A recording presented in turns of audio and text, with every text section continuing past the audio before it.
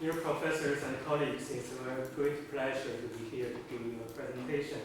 So my presentation today is to apprise the academic proposition concerning whether and how the practice of armed groups should be a part of customary law in light of recent developments. As an orthodoxy of international law, we all know that the formation of customary law takes roots on the state practice and opinion. However, I should remind you that this paradigm was formed and based on the very strict state-centric period. So, as my two colleagues also shown in their presentation, that it is legitimate now to question that the validity of the classic customary law doctrine as to whether and to what extent it has evolved. For the purpose of CIHL, there is we all know after the Second World War we started to have the law regulating non-international armed conflict. And non-international armed conflict involves at least one party as the armed group. So now a number of prominent figures, a number of prominent scholars have held that the proposition of that the practice of armed groups should be directly relevant to the formation of customary law, at least customary humanitarian law. So let's start our inquiry by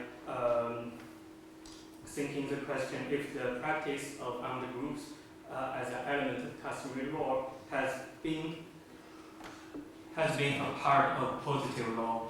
International custom has been defined within the Article 38 of the NSAGs statute. The use of term general practice there refers whose practice it is. So this may lead some to argue that practice may emanate from both state and non-state actors.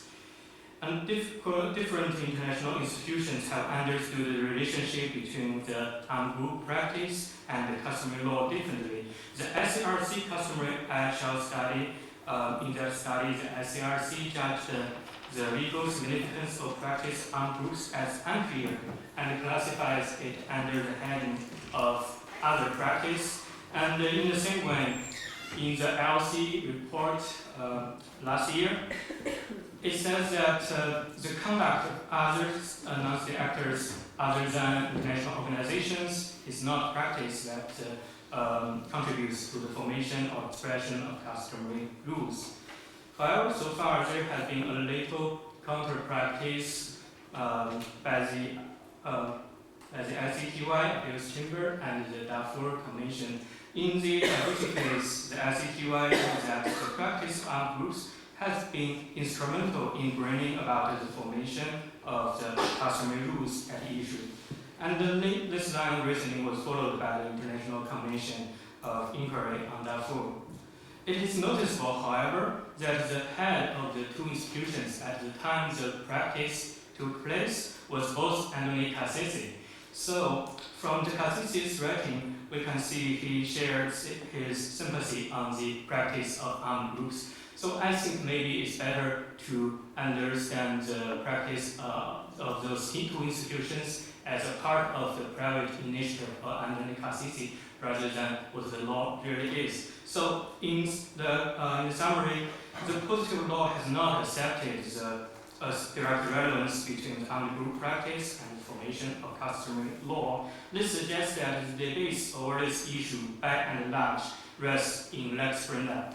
Actually, even Ramahehankas, who is one of the authors of the SCRC Customary International Humanitarian Law study, would recognize that that proposition might become part of future law.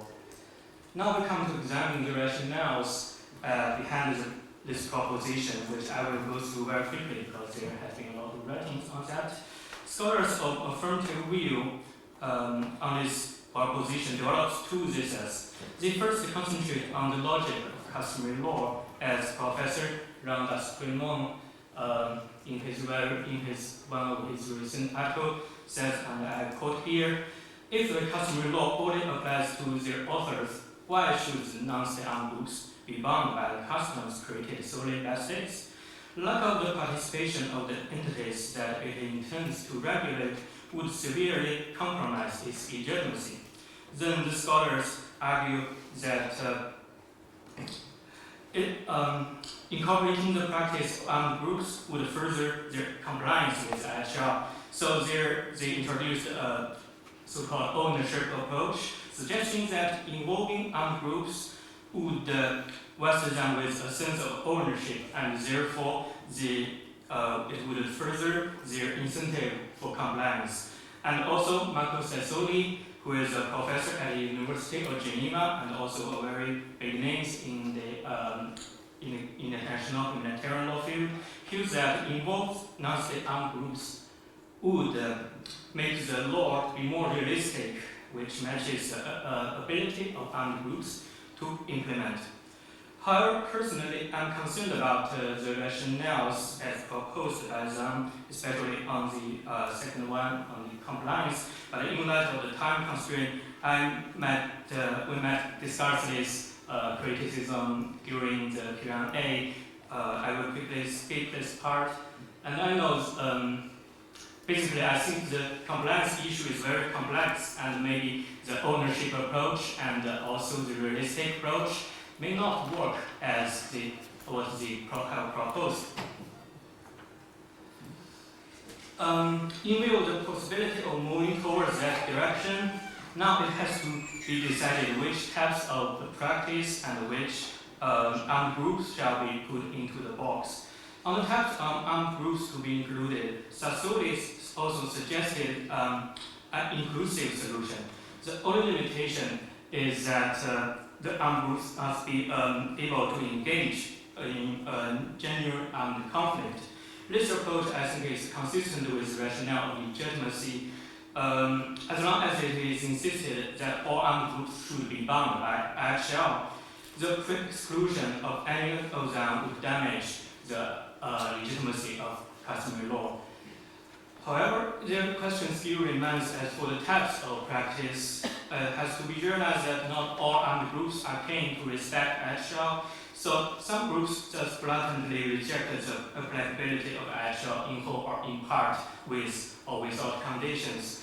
This gives rise to a serious question. Should the conceived customary law be formed up on both positive and negative practice of armed groups? I find no reason to simply do away with the undesirable practice of armed groups without clear criteria.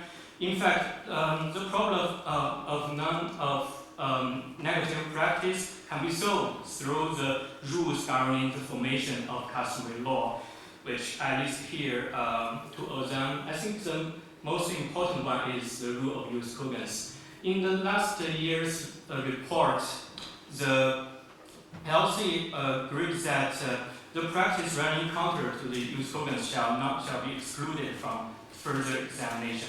So far, not so many norms of CIHL have been pronounced by the competent authorities as jus cogens. That is the truth. However, I find it interesting in this year's report, the special rapporteur on jus cogens suggested a list to the LC in which he included the basic rules of CIHL and the prohibition of war crimes in his list as jus cogens.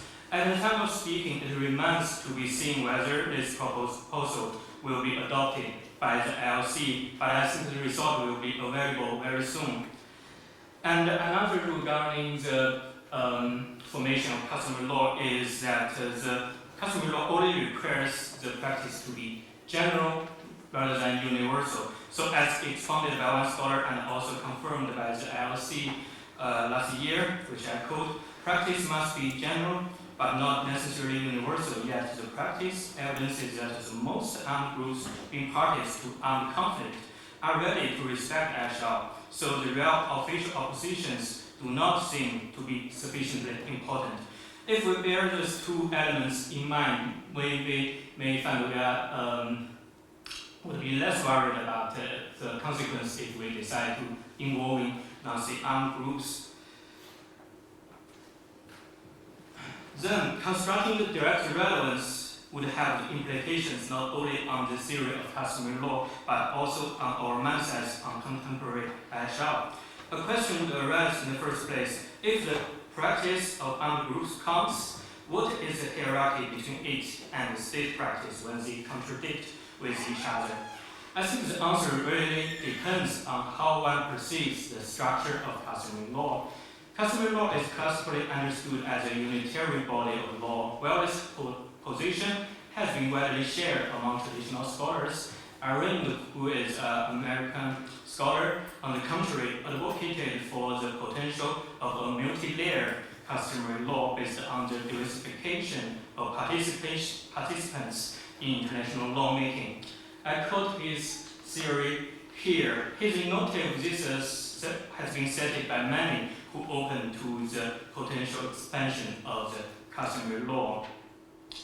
In this scenario, the conflict of state practice and non-state armed groups practice does not arise, because whenever there is a discrepancy, the practice simply goes to their respective exclusive domains or rules which do not overlap in the scope, as you named Customary. In contrast, the hierarchy issue about the practice exists in the traditional scenario adhering to a unitarian body of customary law. Some scholars propose that state practice should always be given more weight, even if we include armed groups practice. Well, I found this one-size-fits-all approach is desirable from policy perspective. Its legal basis is not very self-evident. I would instead suggest that if armed group practice is recognized as an element of customary law, its weight to the formation of norms shall be determined on a case-by-case basis. In some areas, there may be sufficient non-state armed group practice, but insufficient state practice. So it may not be so reasonable to just exclude all the non-state armed group practice just because they are contrary to the state practice. So then I come to the implications on CIHL itself. 2 points will be mentioned here. The first one is the implications on the principle of equal application of CIHL. This principle means that CIHL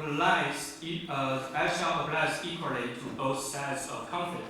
This principle stands at the opposite end of the scenario of a multi-layered customary law scenario, in which states and armed groups apply different norms. In fact, there is an ongoing debate among CIHL scholars as to whether this principle has been or should be established in non-international armed conflict.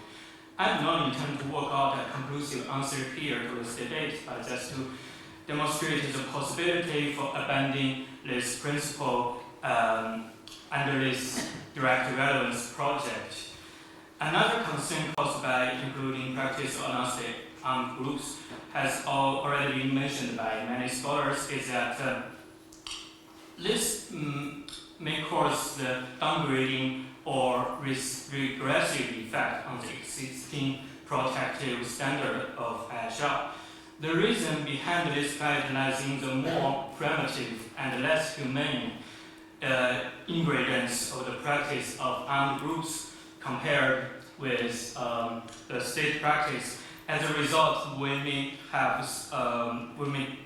not receive the customs with ideal protective standards as we expect. This result is not likely to be welcomed by the majority of the policymakers, so to be honest. So, in conclusion, let's consider whether there is a best scenario to follow. As can be seen from this table, various considerations come into play in these three scenarios. It seems that no single scenario could best satisfy all these considerations. That is why, during the research process, I became somewhat skeptical on whether the direct relevance project marks a correct direction of the future plan. But in fact, this project has been suggested by many big names like Marco Sassoli, like Anthony Cassis, as mentioned, and also the Sankurama from the Northern Camp, who is also a very big figure in the CIHL field. And under their influence, now the SARC is doing a project examining the group's practice and they want to see the prospect of involving them. There are two further factual concerns which I have to mention.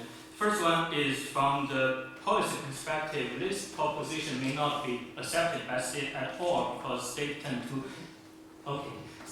to not confer any legitimacy to the armed groups which they fight, and they want to set up their own monopoly over the lawmaking process. That is what we all know.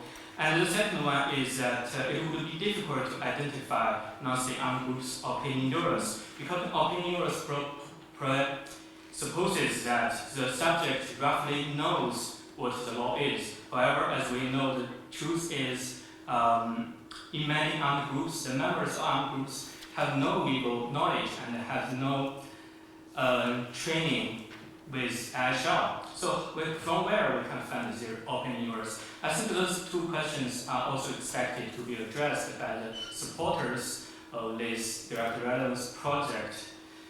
The aim of my presentation is just to give you a flavor that how difficult it would be if we decide to go down that route as proposed by these scholars. And yes, I know there are a lot of questions involved, and we can discuss them during the Q&A. And yeah, this is my end of my presentation. Thank you for your kind attention.